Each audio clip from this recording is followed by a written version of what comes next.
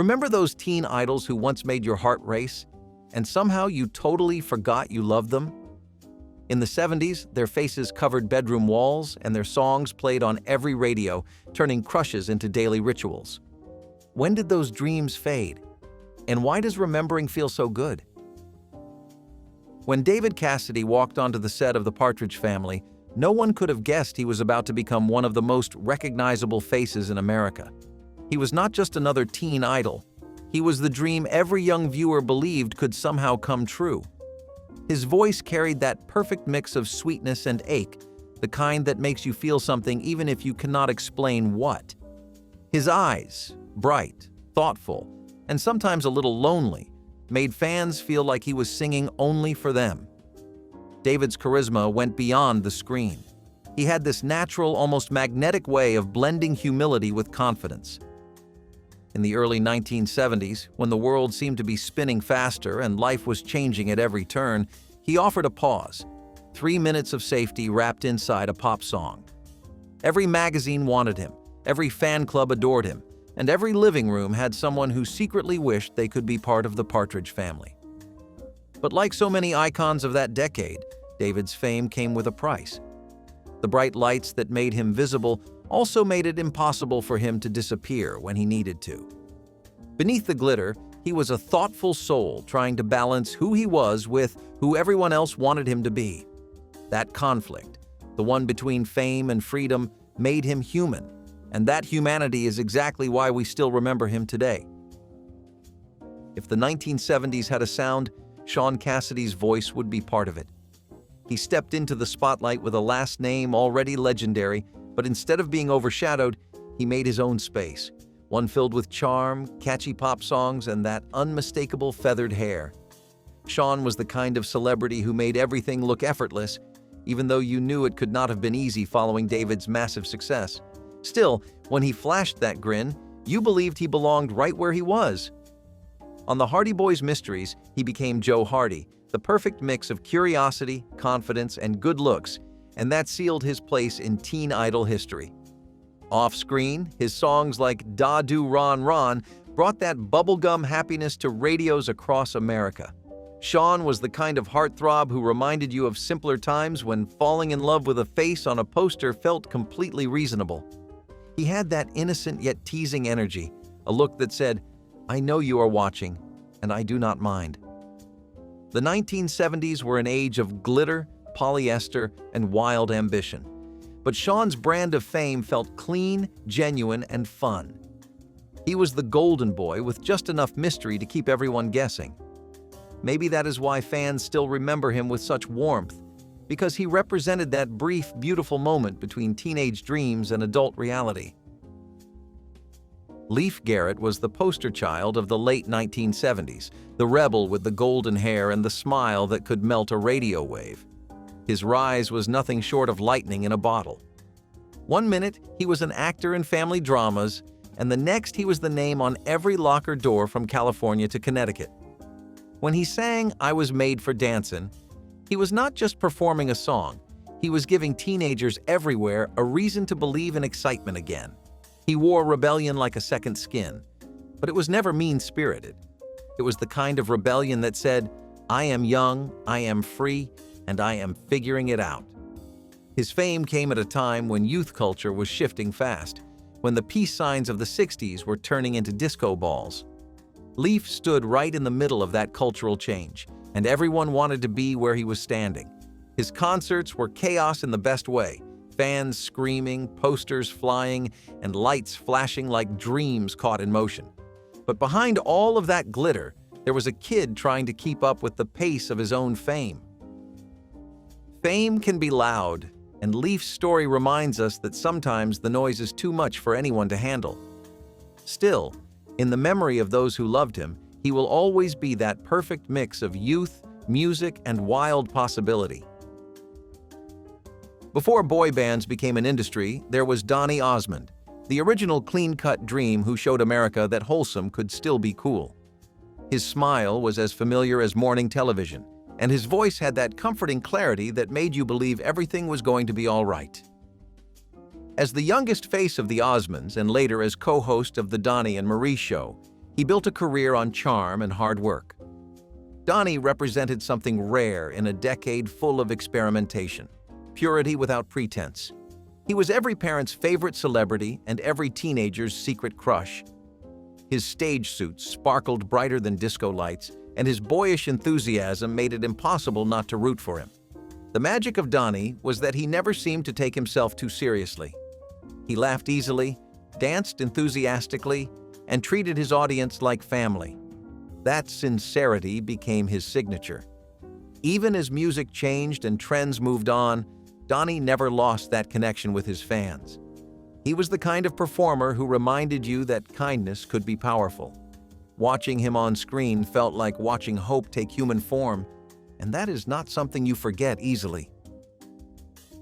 Before the world saw him strut across the dance floor in Saturday Night Fever, John Travolta was just Vinnie Barbarino, the wisecracking heartbreaker from Welcome Back, Kotter. And make no mistake, that role alone was enough to turn him into an overnight teen sensation. He had that rare ability to be funny, confident, and quietly vulnerable all at once. His swagger was never too much, and his charm was never forced. It felt natural, like he was born to be in front of the camera. In classrooms across America, teenagers tried to mimic his walk, his hair, his entire aura. John's appeal came from his authenticity. He was cool without trying, rebellious without being cruel, and handsome without knowing it. When he smiled, you saw the spark of something greater waiting to explode. And explode it did, as Hollywood quickly realized it had a star on its hands. But before he became the face of disco and musicals, he was every teen's favorite class clown. For those who remember him from Welcome Back, Kotter, he will always be the original Vinnie, the kid who made you laugh while breaking your heart in the same breath. Scott Baio came into homes every week as Chachi Arcola, the smooth-talking kid from Happy Days who stole America's collective heart. He was mischievous but lovable, confident but sweet, and that made him the kind of crush who felt real. You could imagine sitting next to him in class, rolling your eyes at his jokes and still smiling when he said your name. The chemistry between Chachi and Joni was television gold.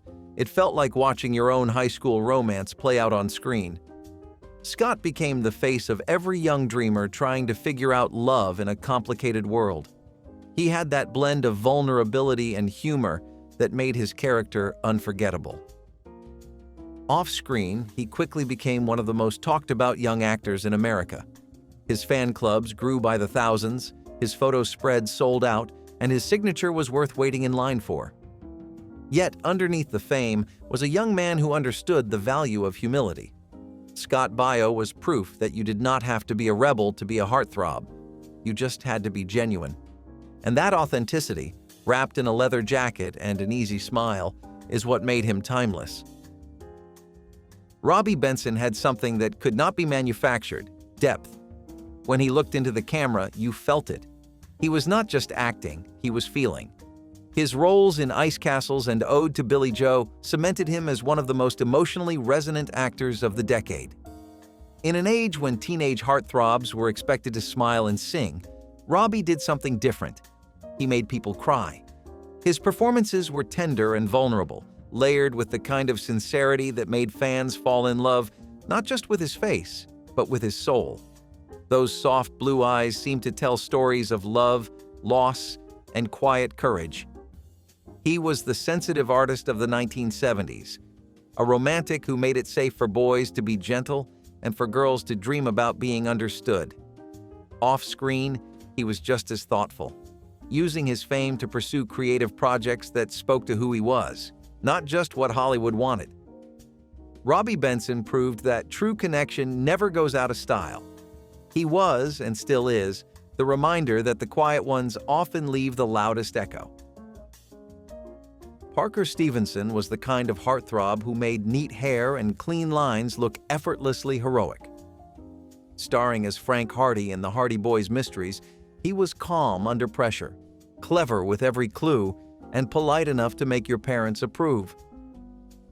Parker had a kind of classic charm that stood out in a decade filled with extravagance. He was not the loudest or flashiest, but his quiet confidence spoke volumes. His co-star chemistry with Sean Cassidy was unbeatable. Two sides of the same dream, one mischievous and one composed. Fans adored him because he felt dependable, the kind of guy who would help you solve a mystery by day and walk you home safely by night. There was something wonderfully reassuring about his presence on screen, like order restored itself every time he smiled. He represented the best kind of nostalgia, adventure without danger, romance without heartbreak. And decades later, that warm steadiness still defines his legacy. Parker Stevenson reminded an entire generation that the good guy could, in fact, be the one worth falling for. Willie Ames had that spark, the kind that lit up television screens across the country. As Tommy Bradford in 8 is Enough, he was every bit the quintessential American teen, funny, impulsive, and full of heart. He made viewers laugh one moment and tear up the next, all while keeping that mischievous twinkle in his eye. There was something refreshingly honest about him. He was not trying to be perfect, and maybe that is why people loved him more. His boyish charm carried him through other roles too, from Charles in Charge to youth programs that showed his genuine care for others. In a decade that celebrated style over substance, Willie stood out for being grounded. His appeal was not just in how he looked, but in how he made people feel, like they knew him personally. Fans watched him grow up on screen and felt like they were growing up with him. Willie Ames was proof that the real heartthrobs were not just pretty faces. They were people who brought warmth into every room they entered, whether on screen or off.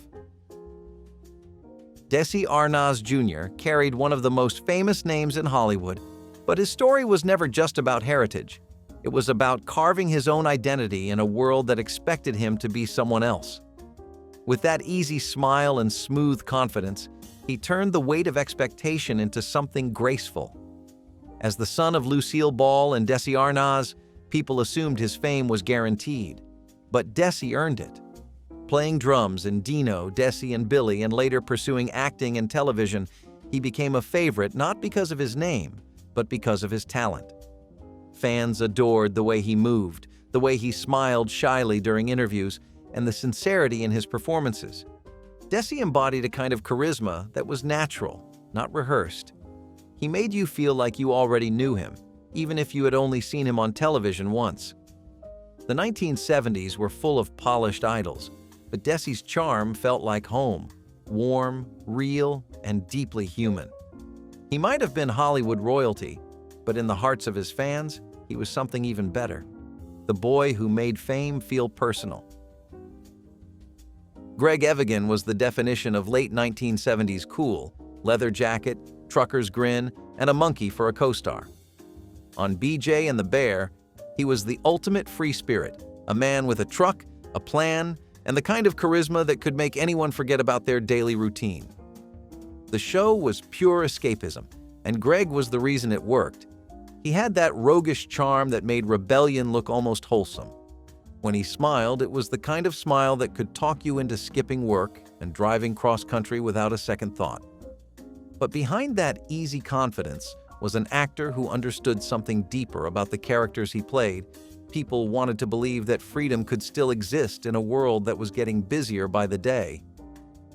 Greg's blend of humor and sincerity made him relatable, not just attractive.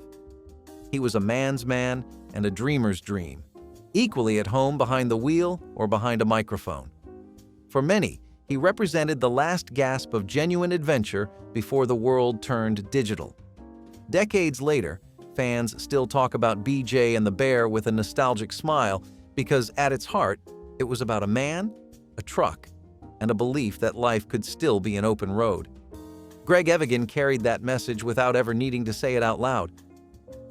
Lance Kerwin never looked like a movie star, and that was exactly why people loved him.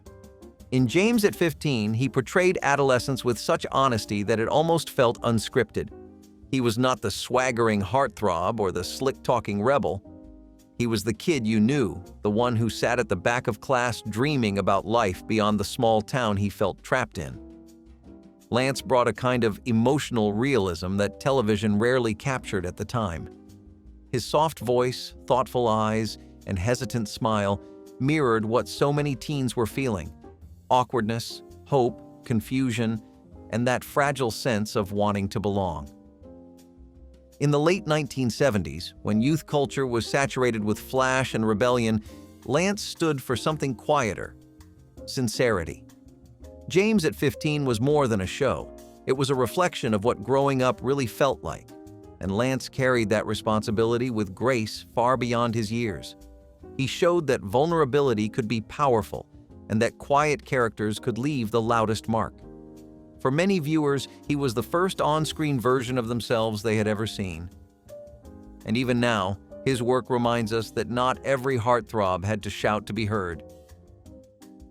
Dirk Benedict was the kind of heartthrob that science fiction did not usually produce.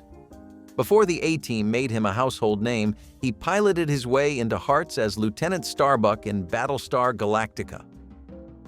With his laid-back smile, messy hair, and quick wit, Dirk turned outer space into something dangerously romantic. He was a rogue among the stars, the kind of character who could save the day with a wink instead of a laser gun. Science fiction fans adored him not just for the adventure, but because he made that galaxy far away feel surprisingly human. There was always a glimmer of mischief in his eyes, a sense that he knew something you did not, and that made him irresistible. In a genre often dominated by machines and stoicism, Dirk brought warmth, humor, and heart. His charm was timeless, that rare blend of intellect and playfulness that made you trust him completely. Even years later, when fans think back on Battlestar Galactica, it is his image they remember first: cigarette in hand, confident smirk, the eternal optimist of a doomed fleet. Dirk Benedict did not just play Starbuck. He became the embodiment of the dreamer who laughs in the face of chaos. Randy Mantooth was not the kind of star who needed special effects or sparkles to stand out. In Emergency, he played Johnny Gage, a paramedic whose courage and humor made him the perfect blend of hero and heartthrob. He did not fight aliens or sing on stage. He saved lives, one episode at a time. There was something deeply comforting about his presence on screen. Randy's brand of charm came from authenticity. You believed him because he believed in what he was doing.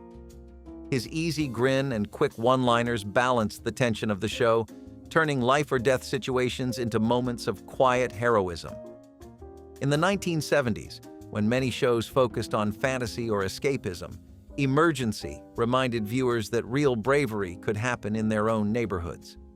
Randy became the symbol of the everyday hero, the man who would risk everything for strangers and still crack a joke to calm the room. He was a reminder that kindness and courage never go out of style. Watching him, you could not help but feel safer. That kind of reliability was rare in television then, and rarer still today.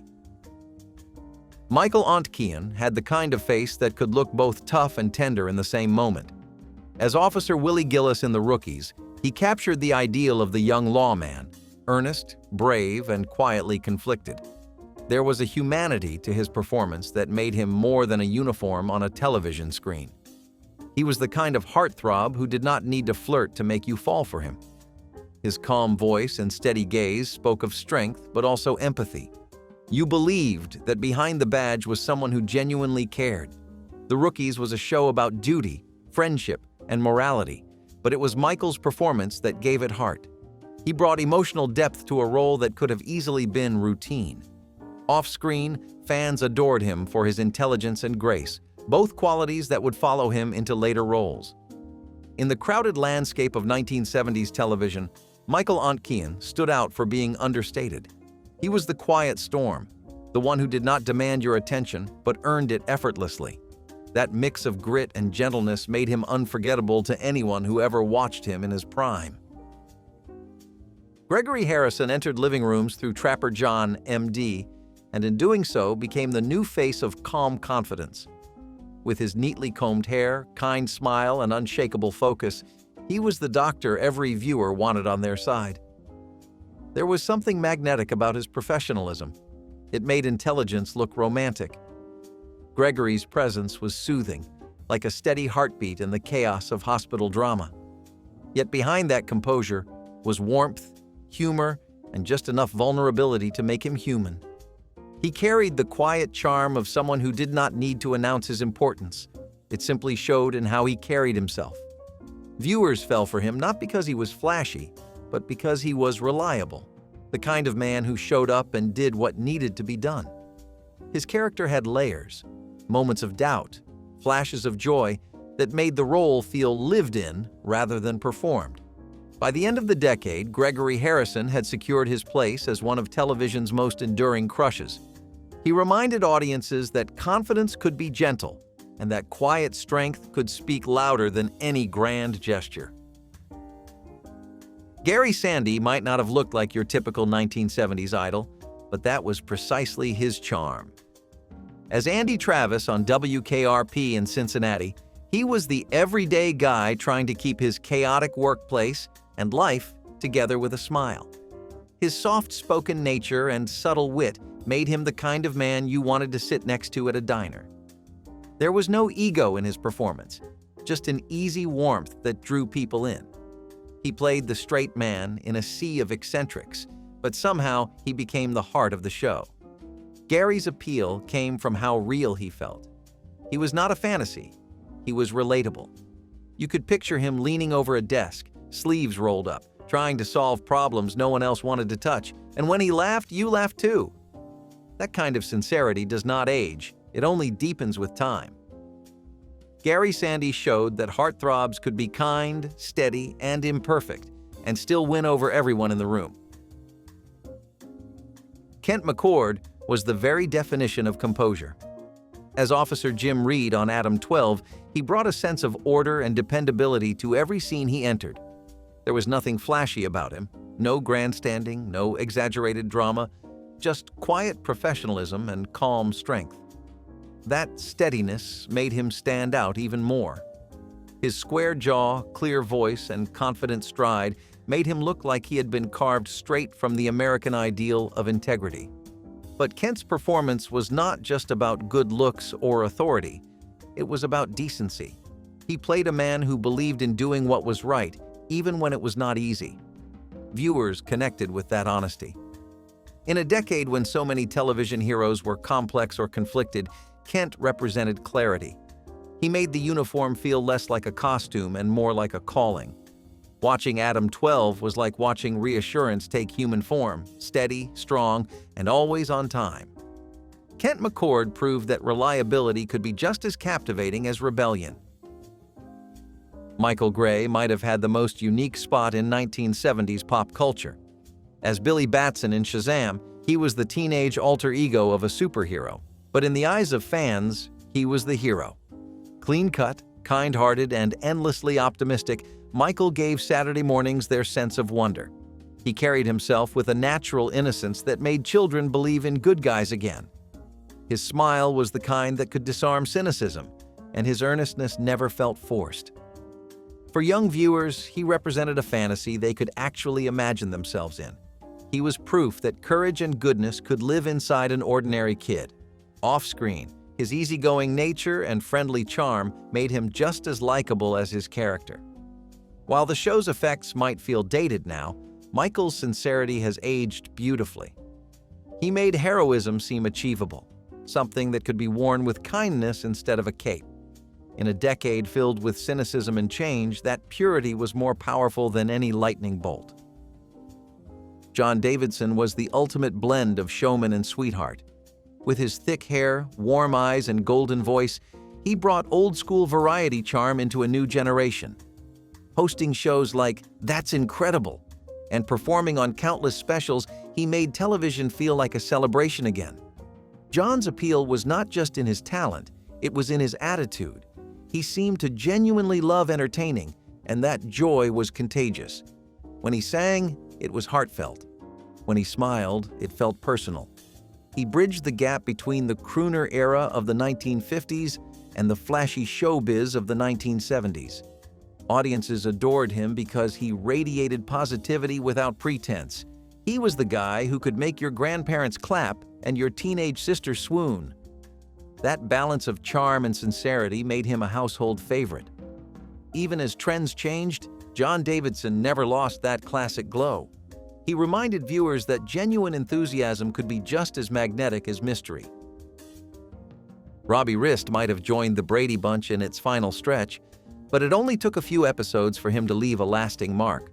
As Cousin Oliver, the mop-haired, wide-eyed newcomer, he brought a jolt of sweetness to a show that was already beloved by millions. The 1970s were changing fast, and the Brady Bunch was nearing its end, but Robbie arrived like a burst of sunshine, reminding everyone of what made the show magical in the first place: innocence, humor, and heart. He was funny without trying, earnest without effort, and perfectly represented that sense of optimism television families were built on. Robbie's character may have been written to keep the youthful energy alive, but what audiences remember most is how natural he felt. There was nothing forced about his charm. It was the kind that came from genuine warmth.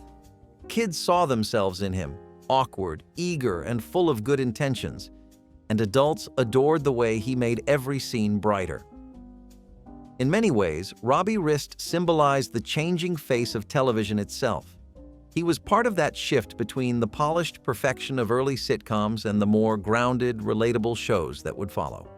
Off-screen, his personality was just as magnetic, with that same mischievous glint in his eye that made you believe he would one day grow into something remarkable. And he did, moving into voice acting, music, and a lifetime of creative work that proved his talent was never limited to one role.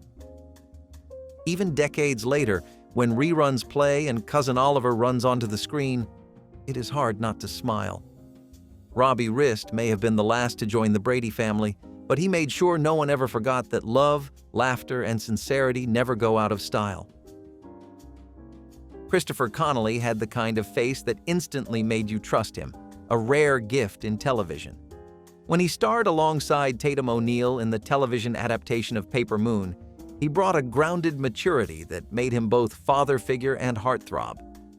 There was a gentleness in his manner, a calm steadiness that drew you in even when he was saying very little. The early 1970s were full of flashy idols and loud personalities, but Christopher had something else: depth.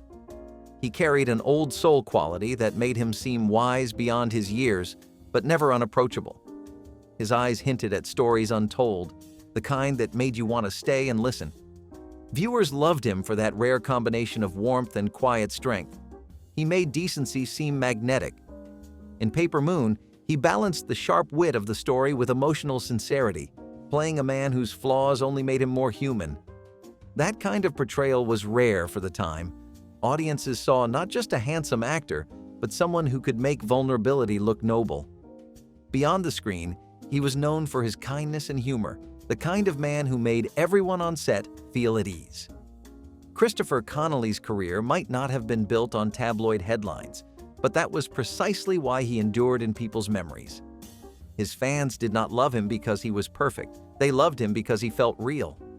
In the end, that quiet authenticity made him stand taller than many of his flashier peers. He left behind a reminder that charm is not just about confidence. It is about compassion, empathy, and the ability to make others feel seen. Before the world sang along to Jesse's Girl, Rick Springfield was already stealing hearts in the late 1970s.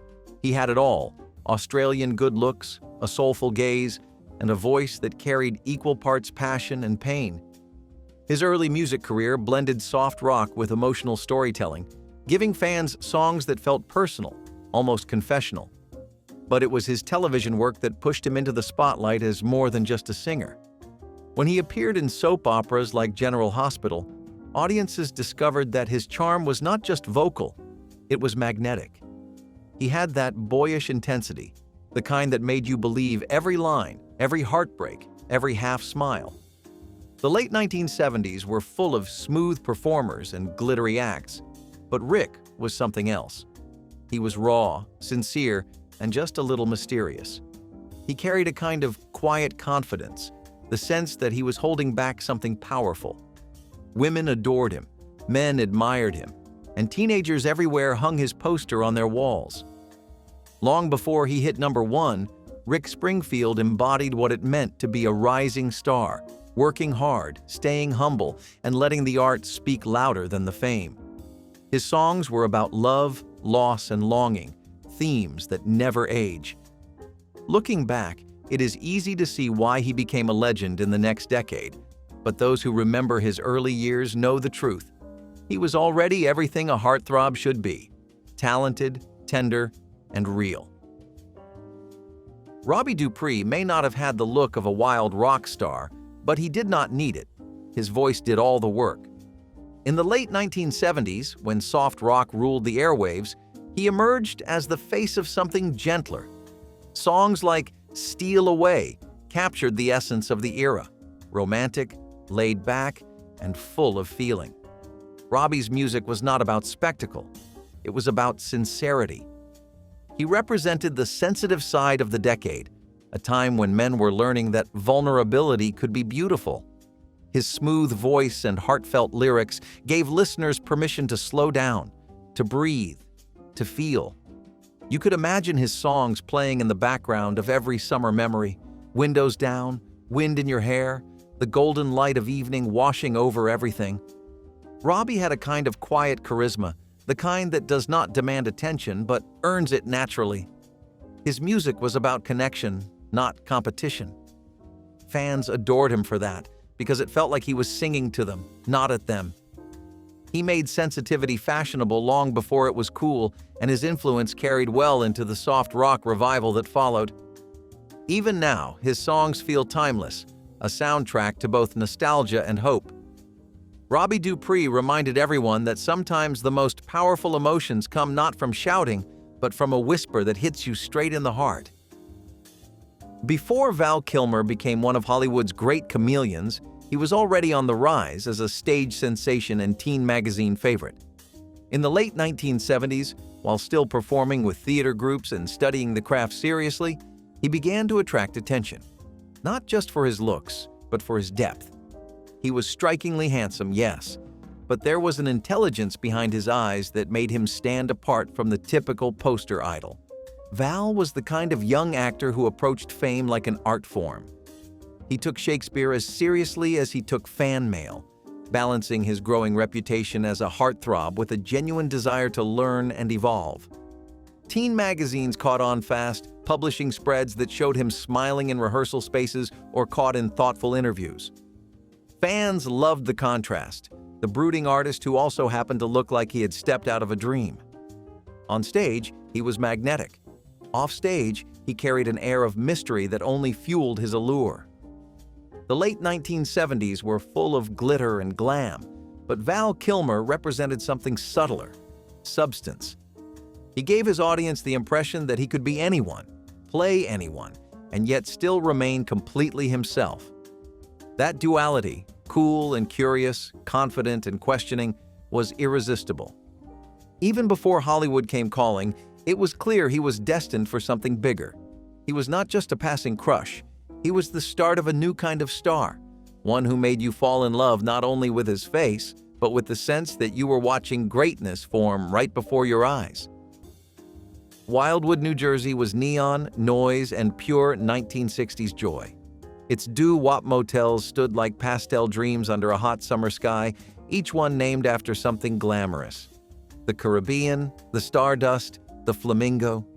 Families packed the beaches with umbrellas that looked like rainbows, and the boardwalk came alive at night with screams from roller coasters and the smell of funnel cakes.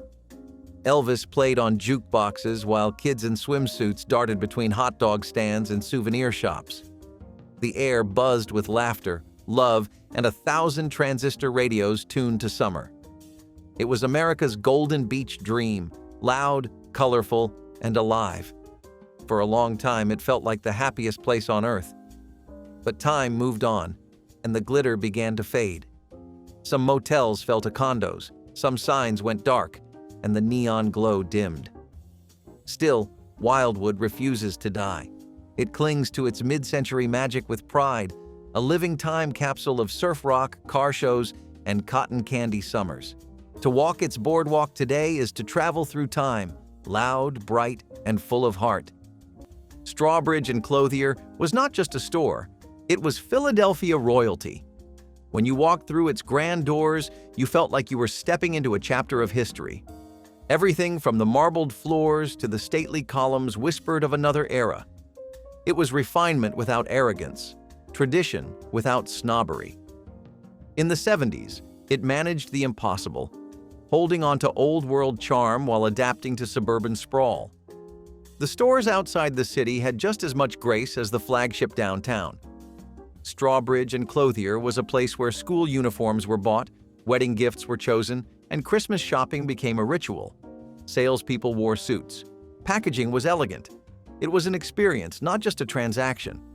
But time caught up, and slowly, that air of dignity was replaced by the hum of sameness. Mergers, rebrands, closures. And one day, you looked around and realized the grand old name was nowhere to be found. What happens when we lose the places that taught us how to carry ourselves? Godfather's Pizza was like walking into a gangster movie if the mobsters were all obsessed with deep dish crust and unlimited toppings. From the name to the decor, everything screamed themed dining, but in the best possible way.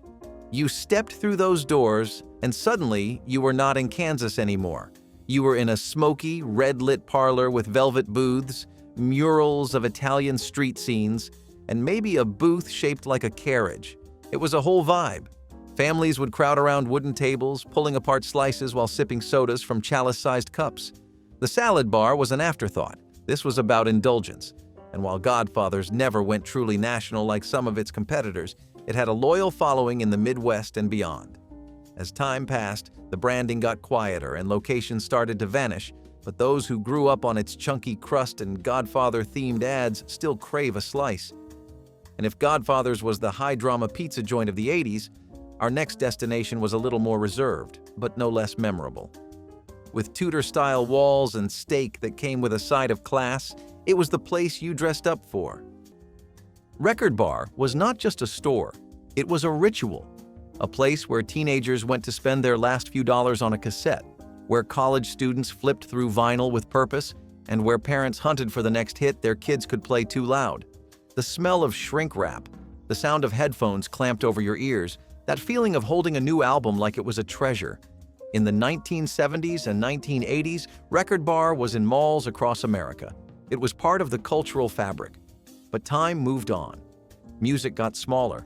First the CD, then the download, and finally the invisible stream. Malls lost their sparkle, the ritual faded, and Record Bar, like so many others, folded under the weight of a world that no longer needed it. The music still plays, but the experience is gone. You can click a button now, but you will never get that feeling again. That quiet buzz of possibility as you stepped through the door. Kraus was the people's department store, the practical cousin to Maison Blanche, sitting right across the street in New Orleans, humble and real. It did not pretend to be glamorous. Instead, it prided itself on being useful, functional, familiar. You could walk in off Canal Street, still sweaty from the heat, and find everything from fabric to fans to furniture. Kraus had no pretensions. What it had was heart. You would see grandmothers shopping for Sunday hats next to college kids picking up typewriters. It was the place you could buy buttons by the scoop or watch a shoe repair while sipping an ice-cold soda. Kraus was open late, and that alone made it a staple in a city that never slept. But more than that, it felt like a part of your family. Its winding aisles and dusty charm made it a comfort in an ever-changing world. And then, just like that, it closed in the early 1990s. Quietly, without fanfare. For a city known for its music and mourning, it was a strangely silent goodbye. And maybe that hurt more than anything. How does a store feel more human than the buildings that replaced it? Coney Island, New York, was where America first learned how to have fun by the sea. On sweltering summer days, crowds once poured off subway cars, rushing toward the roar of roller coasters and the crash of waves. The scent of hot dogs from Nathan's Famous mixed with popcorn and brine, while barkers shouted over the laughter and music of the boardwalk. It was chaotic, noisy, alive, the original carnival by the sea. In the early 20th century, Coney Island was a wonderland of lights, a dream city that glowed brighter than the stars above it. Families came from every borough to see electric towers that pierced the night sky and performers who seemed larger than life. Couples strolled hand in hand under the flicker of Ferris wheels, believing they were standing at the edge of the future. Even the ocean felt enchanted, shimmering beneath the thousands of colored bulbs that lined the boardwalk. The Wonder Wheel spun against the skyline, and the cyclone dared the brave to scream. Now, much of that noise has quieted into nostalgia. You can still buy a hot dog, still ride the coaster, but the crowds are thinner and the innocence is gone. The magic lingers in the faded signs and peeling paint, like ghosts of a century-old summer that refuses to leave. Every gust of ocean wind carries the same old thrill, a reminder that Coney Island isn't dead, it's just dreaming. Pioneer Chicken was not just food, it was a vibe. An LA staple with an orange and red glow that felt like it came from another world. The fried chicken here was unlike anything else. Its signature reddish-brown coating almost looked radioactive, but once you bit into that ultra-crispy skin, you got it. Tender chicken inside, wild crunch on the outside, and just enough seasoning to make you reach for a napkin between bites. People loved Pioneer because it was loud, bold, and unapologetically messy. And if you were anywhere near Los Angeles during the 1980s, you could not miss it. With Dodgers memorabilia on the walls and that blazing neon signage out front, it was practically a sports bar disguised as a fast food joint. It was the kind of place you hit up after a game, or on a late-night fried chicken run with your cousins. Eventually, though, the fried chicken wars heated up, and Pioneer could not keep up. Locations closed, memories faded, and only a few die-hard fans kept the dream alive. But once you have tasted that crunch, it stays with you. Speaking of flavor bombs, let us head to a place that steamed their hot dogs and beer and served tiki cocktails next to vinyl booths, an odd pairing that somehow made perfect sense. Braniff International Airways was not just an airline. It was a fashion show in the sky, a flying work of art with orange planes, purple interiors, and flight attendants dressed by Halston. It was the kind of thing only the 1970s could dream up, and only the 1970s could destroy. It started with color and glamour. People felt like royalty walking onto a Braniff jet, but underneath the paint and press photos was a brutal truth. The airline industry was changing. Gas prices were soaring. Deregulation was coming. Braniff spent money like it was printing it, buying more jets, building grander lounges, and betting big on routes it could not afford. When the economy crashed and fuel costs doubled, Braniff found itself choking on luxury. Passengers stopped flying for style. They wanted cheap. They wanted direct. They wanted reliable. Braniff had become a symbol of excess in a decade no longer willing to pay for it. By the time it folded in 1982, people barely blinked. The planes were grounded, the bright colors faded, and the dream of glamorous air travel took one final nosedive. Ask anyone who flew Braniff in its prime. They will smile, maybe even tear up. Then they will tell you it never stood a chance. Ocean City, Maryland was the kind of beach that defined summer on the East Coast. Family-run motels, saltwater taffy shops, and the smell of Old Bay seasoning drifting through the air. The long boardwalk was packed with kids licking ice cream cones that melted too fast, while arcade bells chimed in the distance. Every summer felt endless, a ritual passed from parent to child. You could hear the faint rattle of the Ferris wheel above the crash of waves, see the neon glow of Thrasher's Fries signs flickering into the night. Every evening, crowds gathered for fireworks, their faces lit by red and gold reflections on the sea. Ocean City was a perfect kind of ordinary. The sound, the smell, the warmth, all stitched together into memory. But as travel changed, so did the town. Theme parks and flights abroad drew away the next generation. The neon signs still glow, but the crowds are smaller, the laughter a little softer. Ocean City is still there, still proud of its history, but it lives in two eras, the one you can visit and the one that exists only in memory. Walk the boardwalk at sunset and you'll feel both at once. Kane Sloan was a Nashville original, unpolished, dependable, and quietly refined. It stood tall downtown, watching the city grow up around it. It was not flashy, but it never needed to be. This was where you bought your first prom dress or your best church suit. The wooden floors creaked with history and the staff treated you like a neighbor, not a number. It felt local because it was. Kane Sloan hired local, spoke local, knew the rhythm of the community. You could spend an afternoon there, not even buying a thing, and still feel like you belonged. Whether it was record players, kitchenware, or perfume, the store carried the kind of dignity that never goes out of style. But like too many others, it was bought, merged, and eventually erased, this time by Dillard's.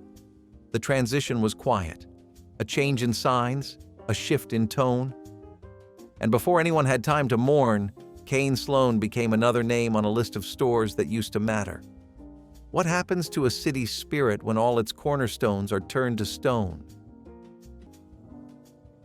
Long before Auntie Anne's took over shopping malls with that sweet almond glaze and cinnamon sugar swagger, there was Hot Sam Pretzels. This place was the original mall pretzel joint. The smell hit you like a buttery wall the moment you walked in. Their pretzels were big, doughy, salty, and piping hot. Perfect for tearing apart with your bare hands in between trips to the arcade and the food court. What made Hot Sam special was that it felt like it had always been there. You never planned to go to Hot Sam. You just walked past, caught a whiff, and suddenly you were standing in line. The classic salted pretzel was the favorite, but if you were bold, you went for the cheese-stuffed or even the jalapeno variety. They did not have 20 sauces or dipping cups. They had mustard. That was it. And it was glorious. Eventually, the brand got merged with Pretzel Time, and later, Auntie Anne's took over the pretzel game for good. But for kids of the 80s, Hot Sam was the flavor of an afternoon well spent. Speaking of things that left a taste and a legacy, our next stop is a little more complicated. A pancake house turned national chain, now remembered as much for controversy as it is for maple syrup. Clark Equipment Company once helped build America. Its construction vehicles, forklifts, and loaders were staples on job sites across the country. From highways to factories, if something big was being built, Clark was likely there. The brand stood for toughness and reliability. But the 1970s brought headwinds. Inflation climbed, industrial jobs declined, foreign competitors offered cheaper alternatives, and Clark, heavy with overhead and tradition, struggled to pivot. Its innovation slowed, its market share shrank. Machines once seen as symbols of progress started to look like dinosaurs. You could still find them in use, but fewer every year. Workers were laid off. Plants closed. By the 1980s, it was a name people remembered, not one they relied on. Pieces of the company were sold, reorganized, absorbed. What remained was a fragmented legacy. Ask a retired construction worker or a union foreman from the era, and they will nod. They will remember the green machines, the noise, the muscle. Clark Equipment Company did not just lose customers, it lost relevance. And in the business of building, that is the one thing you cannot rebuild. Little tavern shops were not just restaurants, they were institutions. Tiny, green-roofed, late-night burger joints that invited you in with one legendary slogan, "Buy 'em by the bag." If you ever walked into one, you already know the drill. The place was barely bigger than a hallway. You sat at the counter, shouted your order to someone in a paper hat, and moments later, a white paper bag full of piping hot sliders hit the counter, greasy, salty, and perfectly simple. These were not gourmet burgers. These were soul savers at 2 in the morning. Originally started in Washington, D.C. in the 1920s, Little Tavern became a sensation in the Mid-Atlantic region. By the 1980s, it had hit peak nostalgia status. And yes, it paved the way for the slider craze we see now. Before White Castle went national, Little Tavern had already set the bar. Sadly, the shops started vanishing in the 90s, and today only the memories remain. But if you ever bit into one of those bite-sized burgers, hot and steaming out of a grease-marked bag, you know why we still miss them. Burdine's was Florida sunshine wrapped in cellophane and sold with a smile. Known as the Florida Store, it wore that name like a badge of honor. Palm trees decorated its bags. Themed merchandise captured the color and chaos of coastal life. Flamingo pink, ocean blues, citrus everywhere. Walking into Burdine's felt like walking into a beach day you did not have to plan. There were swimsuits in winter, linen dresses with tropical flair and beach towels on permanent display. Tourists loved it. Locals loved it more. It had everything a Floridian needed, even if they didn't know they needed it. And yet, beyond the flip-flops and novelty mugs, Berdeen's meant more. It was family. Generations shopped there. Grandparents held hands with toddlers near the escalators. Teenagers bought their first back-to-school outfits. Berdeen's told a story of place, of sunshine and joy, and the soft buzz of ceiling fans in July. But like many regional giants, it was folded into something bigger, faceless. Macy's again. And when the name disappeared, it felt like the beach got bulldozed. Can you still call it home when the welcome sign is gone? Myrtle Beach, South Carolina was once a southern treasure, a place where families packed into station wagons for a week of ocean breeze, sunburn, and saltwater fudge. The wide, sandy beaches were a playground for kids, and every pier was alive with fishing lines and laughter. The smell of suntan lotion mixed with the sweetness of boardwalk taffy as beach music played from tinny speakers. The nights shimmered with energy, the sound of shag music spilling from dance halls and the neon glow bouncing off chrome car bumpers parked along Ocean Boulevard. Souvenir shops stayed open late, selling seashell necklaces and postcards that promised paradise. The ocean breeze carried the scent of fried shrimp, sunscreen, and anticipation, wrapping everyone in the perfect illusion of forever summer. It wasn't just a vacation, it was a tradition, repeated every year like a family ritual. In those days, shag dancing echoed from every beach bar, and neon lights reflected off the polished hoods of Chevrolets parked along Ocean Boulevard. Families lined up for photo booths and souvenir keychains that promised eternal summer. Even the sea seemed friendlier then, bright, familiar, and always ready for another season. But over the years, Myrtle Beach began to sprawl outward. More towers, more traffic, more noise. What was once a laid-back getaway turned into an overbuilt stretch of neon and miniature golf. The small-town warmth that drew generations of families has been buried beneath chain restaurants and souvenir shops. Still, in the quiet mornings when the fog rolls in from the Atlantic and the gulls circle the empty piers, you can feel the heartbeat of the old Myrtle Beach, a simpler, sunnier time that still lives beneath the surface. Stearns was the middle ground between prestige and practicality, a department store with big city flair and suburban accessibility. It lived mostly in New York and New Jersey, tucked inside malls or looming over bustling avenues. Stearns knew its shoppers. It gave them flash without arrogance, glamour they could touch. Whether it was a sharp blazer for a job interview or a glittery dress for prom, Stearns was the kind of place you could find both, on sale. The lighting was warm, the music always just right, and the dressing rooms carried decades of whispered stories. Families went there after Sunday brunch. Teenagers worked there on the weekends, and every season brought a new catalog that felt like a personal invitation. But like a whisper in a crowded room, Stearns' voice was drowned out by the bigger, bolder giants. Macy's once again claimed the brand and phased it out. Malls lost their anchor. Communities lost a name they had trusted, and people who grew up on Stearns were left with only memories. Can you really replace a place that knew your taste better than you did? Geno's Hamburgers was one of those places that felt like it had everything. A solid burger, crispy fried chicken, a shake thick enough to challenge your straw. But the best part? It was co-founded by an actual National Football League Hall of Famer, Geno Marchetti of the Baltimore Colts. That kind of crossover was rare back then, and people loved it. The logo even had a little football player flipping a spatula like he had just sacked your hunger. Geno's was particularly big on the East Coast. You would see the glowing red signs as you drove past shopping centers and think, yeah, we are stopping there. It had this casual charm, nothing too flashy but dependable in a way that stuck with you. They even teamed up with Kentucky Fried Chicken for a while. You could get your burger and your bucket in one place. That is efficiency, 1980s style. Eventually, though, bigger names moved in, and Geno's fizzled out, with only a couple of locations hanging on in Pennsylvania and Maryland today. But ask anyone who grew up nearby and they will tell you. It was the real deal. And if Geno's was about hearty plates and gridiron glory, then our next stop was about indulgence. Lots of it. Shrimp by the pound, steak on demand, and wine that flowed freely. Woolco was supposed to be the next evolution of Woolworths. It had the size of a department store and the soul of a five and dime.